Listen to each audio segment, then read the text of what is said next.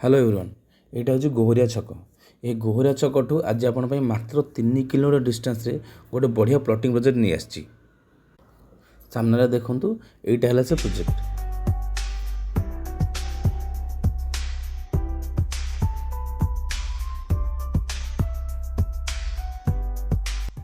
ये प्रोजेक्ट रे देखंतु प्रत्येक रोड होची 30 फुट, मेन रोड सब रोड दीटा को 30 फुट रास्ता रहुची। देखंतु बाउंड्री वाल मध्य हो जाए आपन जत्ते ने से हिसाब से खाली पार्टीशन बाउंड्री हम।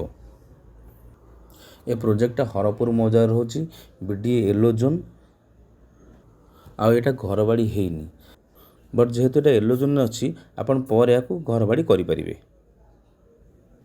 ये प्रत्येक प्लॉटर लेंथ हो 50 फुट आ फ्रंटेज आप जहाँ ने से हिसाब से आपको काटिक दिज्व। जदि आम प्रोजेक्ट एक्जाक्ट लोकेशन देखा तो यहाँ हूँ हरपुर मौजारे इन्फोसिटी 2 भितर।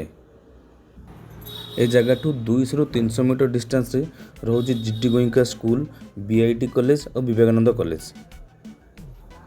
तापर ये जगह 500 मीटर रोचे कैंसर हॉस्पिटल और रिजर्व बैंक। ये जगह 1 किलोमीटर डिस्टेंस रोचे इन्फोसिस ऑफिस और आरटीओ ऑफिस। एपट रहा आपंकर गीता गांधी निज कॉलेज आउ 2 किलोमीटर डिस्टेंस रहा कल्चर यूनिवर्सिटी। ये जगह Bhubaneswar Khordha NH 3 kilometre distance रोचे। ये प्रोजेक्ट गोटे बहुत बढ़िया लोकेशन अच्छी, गोटे भल डेवलपिंग लोकेशन रे आपन जानते इन्फोसिटी 2 बर्तमान बढ़िया डेवलपमेंट होची आ सिमिलरली एपटे रेट बंद से भाया हाइक होची। जदि आप इन्फोसिटी 2 लोकेशन रे गोटे इन्वेस्टमेंट प्लॉट बा वर्षे 1.5 वर्ष भर घर कला भाया प्लॉट खोजते तो ये प्रोजेक्ट देखापी निश्चय आसतु। ए प्लॉट विषय अधिक जानापी कि साइट विजिट करने दिया नंबर कॉल करूँ। रही देखा गोटे वीडियो गोटे भल आउ जेन्युइन प्रॉपर्टी सहित। धन्यवाद।